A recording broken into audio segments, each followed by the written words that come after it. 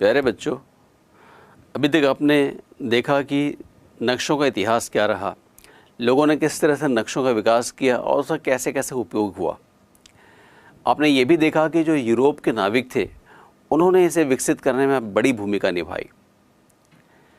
उनके पीछे उद्देश्य थे व्यापार करना, नई जगहों को जानना, वहाँ के संसाधनों का पता लगाना, वहाँ के संस्कृतियों को, जलवायु को समझना, ये उद्देश्य थे। लेकिन धीरे धीरे उद्देश्य कुछ बदलते गए।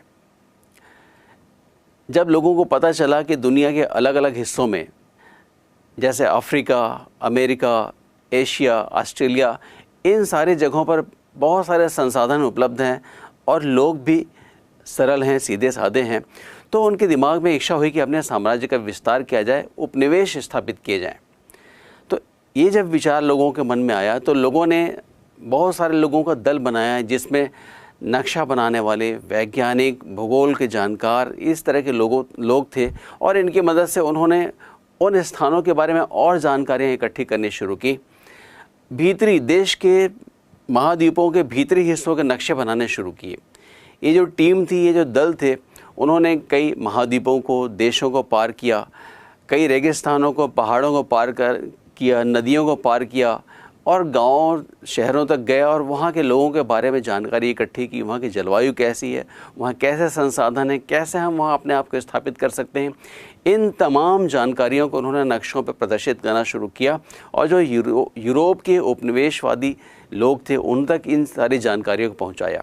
और धीरे धीरे उन्होंने अपना विस्तार इन सारे देशों, महाद्वीपों में किया। और इसका सबसे बड़ा उदाहरण आपके सामने है। हिंदुस्तान में भी अंग्रेज़ों ने काफ़ी लंबे समय तक शासन किया। जब वो यहाँ पर अपने शक्तियों के विस्तार कर रहे थे, उस समय उन्होंने पूरे देश का सर्वे कराया और एक विभाग की स्थापना की, survey of India. Survey of India ने पूरे देश की सारी जानकारियों को इकट्ठा करना शुरू किया। बहुत दूर दराज के क्षेत्रों तक वो गए और उन सारी सूचनाओं को इकट्ठा किया। 1802 में विलियम लैम्पटन ने एक बहुत महत्वपूर्ण सर्वे की शुरुआत की। ये सर्वे हिमालय से संबंधित था। हिमालय के विस्तार यानी उसकी लंबाई, चौड़ाई और उसकी ऊंचाई से संबंधित सर्वे को दुनिया के एक महत्वपूर्ण सर्वे के रूप में पहचाना जाता है। ये जिम्मेदारी सर जॉर्ज एवरेस्ट को दी गई।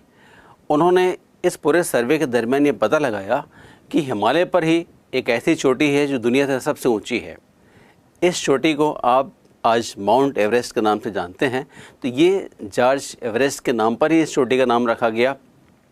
तो ये सर्वे का एक और बड़ा ही महत्वपूर्ण हिस्सा था, पहचान थी कि सर्वे किस तरह से होता है और उसका क्या उपयोग हो सकता है।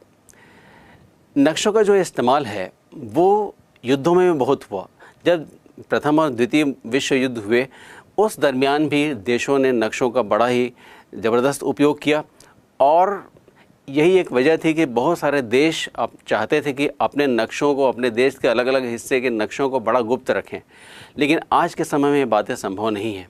आज हमारे पास ऐसी तकनीकें उपलब्ध हैं जैसे GPS, GIS, global positioning system, GIS यानी जियोग्राफिक इंफॉर्मेशन सिस्टम, और भी दूसरी उन्नत तकनीकें हमारे पास आज मौजूद हैं जो नक्शे को बहुत ही बारीकी से और कम समय में हमारे सामने ला कर रख देती हैं। आपने भी अपने मोबाइल पे गूगल अर्थ का इस्तेमाल किया होगा।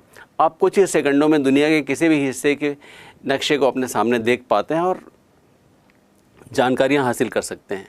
तो ये नक्शों के विकास का क्रम कहाँ से शुरू हुआ और कहाँ तक पहुँचा, इसकी एक छोटी सी रोचक कहानी आपने अलग अलग हिस्सों में देखी। बच्चों, अब हमारे सामने सवाल ये है कि इन नक्शों का उपयोग हम कैसे करें। हम जानते हैं कि हमारे देश में विविध तरह के संसाधन हैं, पॉपुलेशन यहाँ पे काफ़ी ज़्यादा है, कहीं पर कम, कहीं ज़्यादा, कहीं रेगिस्तान है, कहीं नदियाँ हैं, कहीं पहाड़ हैं और तमाम तरह की विविधताएँ यहाँ पर हैं। नक्शों की मदद से हम इस बात को निश्चित कर सकते हैं कहाँ पर किन चीज़ों की आवश्यकता है, कहाँ पर कौन सी चीज़ें उपलब्ध हैं, उन संसाधनों का हम उपयोग कहाँ कर सकते हैं, कहाँ पर इंडस्ट्रीज़ खोली जा सकती हैं, कहाँ पर पानी की कमी है वहाँ पानी कैसे पहुँचाया जा सकता है, बहुत सारे उद्योग धंधों को कहाँ स्थापित किया जा सकता है। इन तमाम चीज़ों की जानकारी हमें है तो इन नक्शों की मदद से हम इनका बेहतर इस्तेमाल कर सकते हैं। तो ये एक अध्याय आपके सामने था जो नक्शों के बारे में आपसे बात कर रहा था। आपने पूरे इतिहास को देखा, उसके विकास को देखा, नक्शों का विकास किस क्रम से शुरू हुआ, कहाँ तक पहुँचा और हम कैसे उसका इस्तेमाल कर सकते हैं।